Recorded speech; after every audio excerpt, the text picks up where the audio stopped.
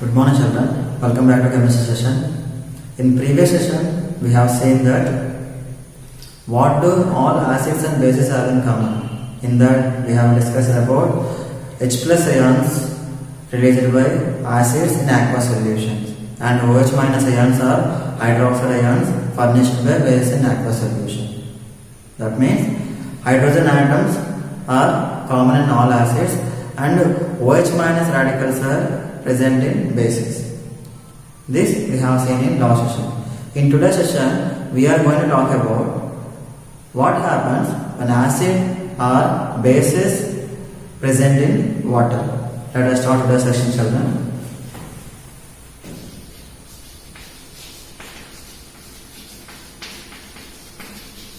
What happens when an acid or a base present in a water solution?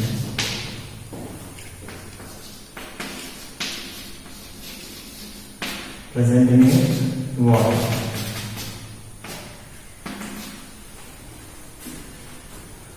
Let's start today's session, children. For doing these activities, we require some apparatus. Like we require boiling tube. This boiling tube has to be filled with few grams of salt. Let us say sodium chloride.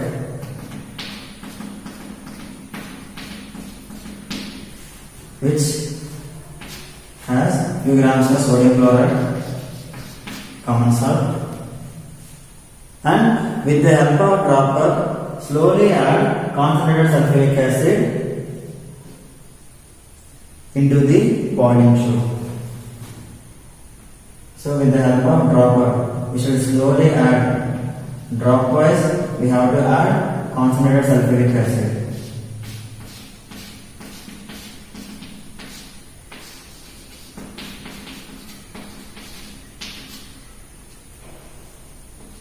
Through the walls of the boiling tube. So with the help of dropper, we should add this. With the help of dropper, we should add concentrated sulfuric acid through the walls of the boiling tube.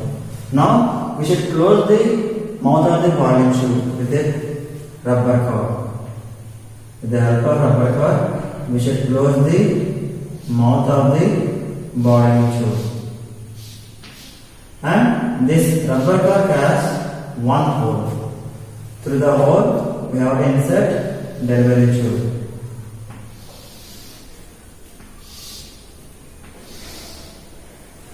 This is delivery tube. We have to insert delivery tube in a rubber cup which has single hole.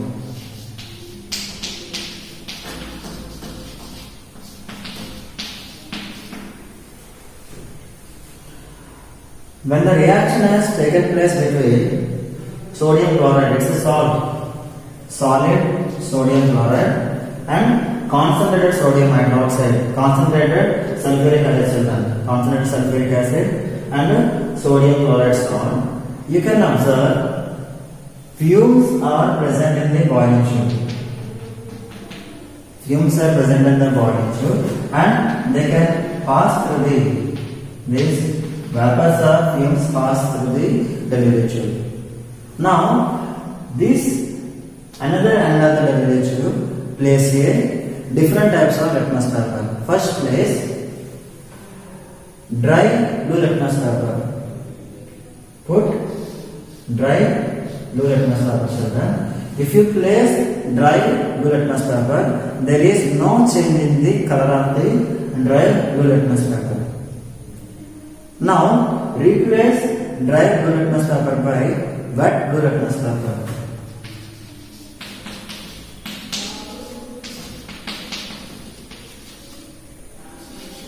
Now you place wet blue litmus paper. This wet blue litmus paper turns to red blue litmus paper. This wet blue litmus paper turns to red color. In first case, we have placed dry blue litmus paper. When you place dry blue litmus paper, then there is no change. But we have replaced dry blue litmus paper by wet blue litmus paper. Then this wet blue litmus paper changes to red color. This is because when the reaction has taken place between sodium chloride solid and concentrated sulfuric acid, let us write the chemical equation between sodium chloride and concentrated sulfuric acid.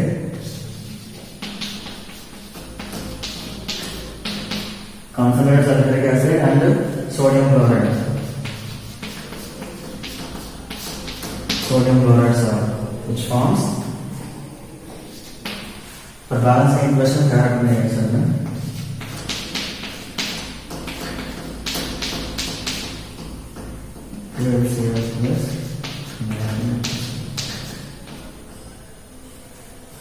When the reaction has taken place between concentrated sulfuric acid and sodium chloride salt, solid sodium chloride, which produce hydrochloric acid gas. So these fumes are nothing but hydrochloric acid, gaseous form of hydrochloric acid. So whenever the gaseous form of hydrochloric acid has touched the dry blue litmus paper, then there is no change. But when gaseous form of hydrochloric acid or fumes of hydrochloric acid reacts with wet blue litmus paper, then this blue litmus paper, wet blue litmus paper turns to red color. This is because here HCl gas is present in the form of fumes. This HCl gas can combine with moisture present in the wet blue litmus paper. It is something I mentioned. The reaction of HCl gas, gaseous form of HCl and H2O, water molecule, which forms H3O plus ions and Cl minus ions. So what will happen when we place wet blue litmus paper near the mouth of the delivery tube? The gaseous hydrochloric acid reacts with wet blue litmus paper because wet blue litmus paper contains water molecule.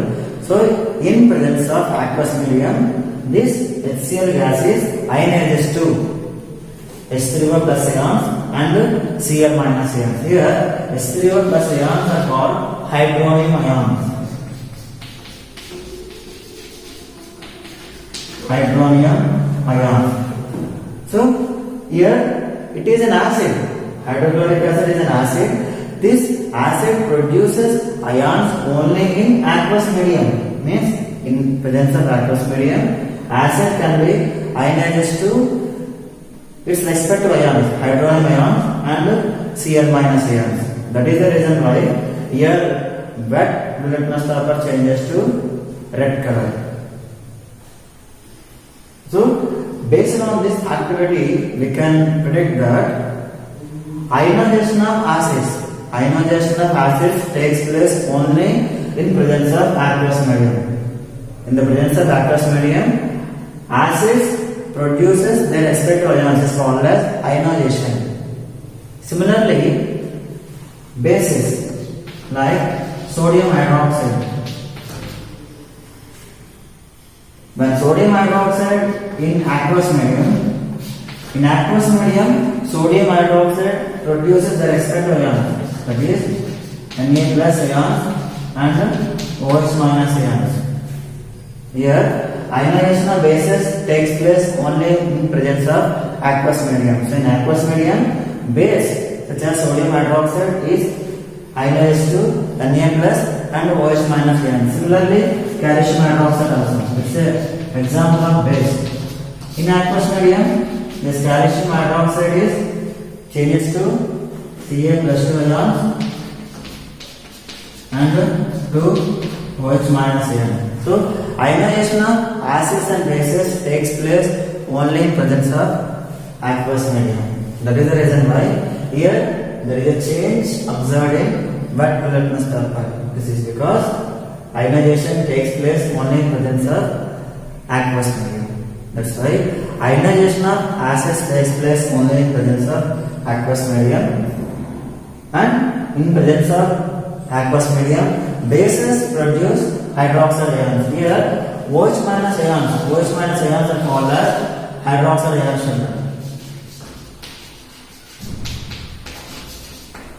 In aqueous medium, acids produce H3O plus ions. H3O plus ions means hydronium ions.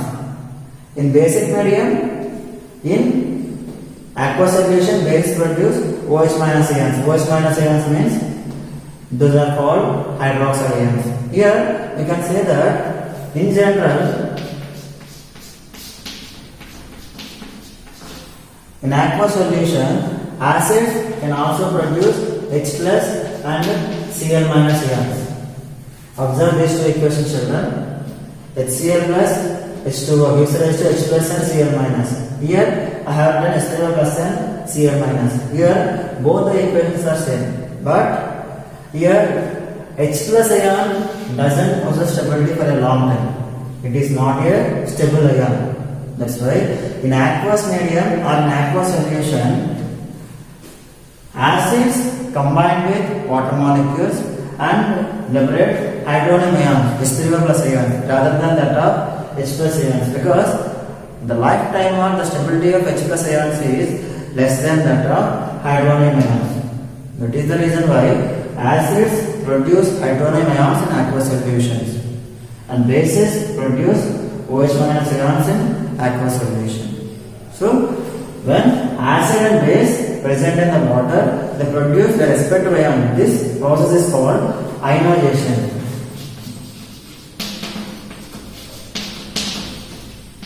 This is called ionization. Ionization means the compound is dissociated into the respective ions, or the compound produced with respective ions in aqueous solution is known as ionization. Here the basis contains OH minus radical. So OH minus radical is or hydroxide radical is common in most of the bases. So the bases present in the water are present in the aqueous solution which produce hydroxide ions. And the base which are soluble in the water are called as alkalis.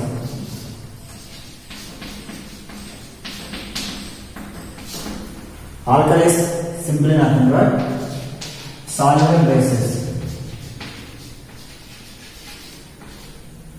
Alkalis are nothing but soluble base, children, because the compounds which contain hydroxide radical are called as bases. But all the bases are not alkalis. Alkalis means soluble bases like sodium hydroxide, potassium hydroxide, calcium hydroxide, magnesium hydroxide, etc. They are example of alkalis. Alkalis means soluble bases. But there are some of the compounds they contain hydroxide radical, like CuOH twice, copper hydroxide, FeOH twice, ferric hydroxide, ZnOH twice, zinc hydroxide. Though they contain hydroxide radical, in aqueous solution they do not produce hydroxide radical. So these are not soluble in the water. These are not called as alkalis. They are just bases.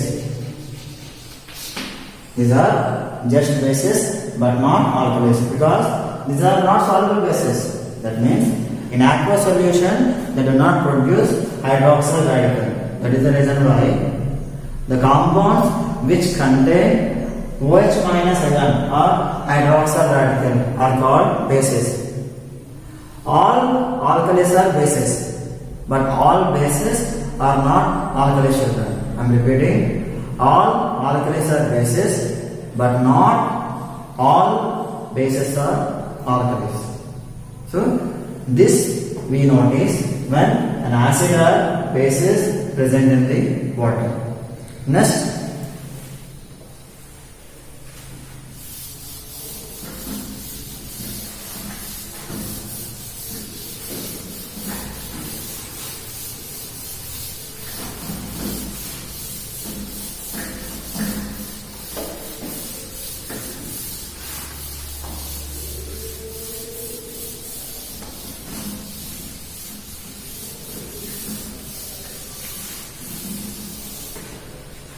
Next one.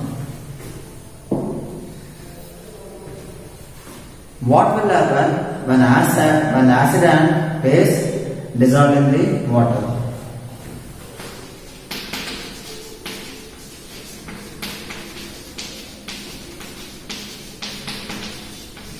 What will happen when an acid or base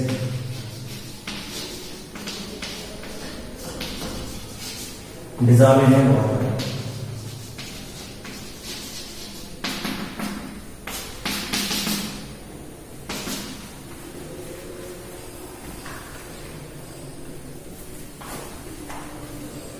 Let us see what will happen when an acid or a base dissolve in a water. Take concentrated acid like hydrochloric acid or sulfuric acid or nitric acid and slowly add this concentrated acid to the beaker which filled with water. Let us consider a beaker and this beaker is filled with the water.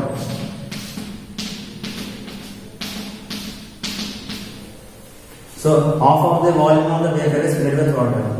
Now slowly add concentrated acid such as hydrochloric acid or sulfuric acid or nitric acid. Let us consider concentrated hydrochloric acid. So slowly add, that means dropwise we have to add concentrated hydrochloric acid to the water. It is a water. Now stir the solution with the help of a beaker. With the help of the beaker, stir the solution. Or gently mix the contents of the hydrochloric acid and water. So we are continuously as well as slowly adding concentrated acid to the water. Then we are stirring the solution with the help of glass rod. With the help of glass rod sugar. This is glass rod. With the help of glass rod. So when it touches the beaker, we feel hot. This is because when concentrated acid is added to the water, then this concentrated acid is slowly dissolved in the liquid water and which forms dilute solution. That means this is a concentrated acid, it is a pure acid. But concentrated acid is slowly added to the water. That concentrated acid is slowly changes to the diluted acid. That means we get diluted hydrochloric acid.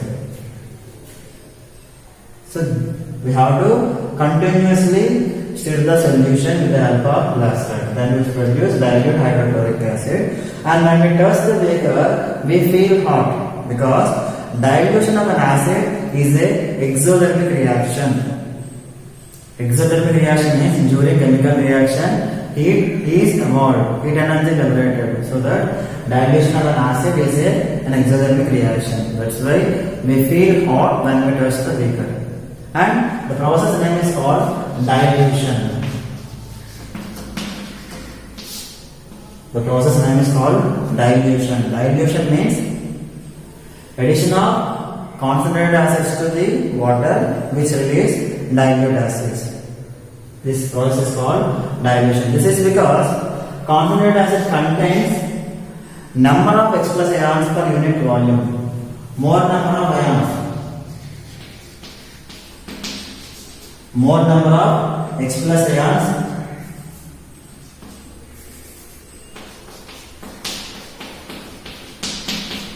More number of H plus ions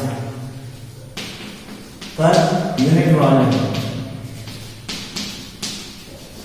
That's why this acid is called concentrated acid. Coming to dilute acid. Dilute acid means which contain less number of H plus ions per unit volume. Dilute acid contain less number of H plus ions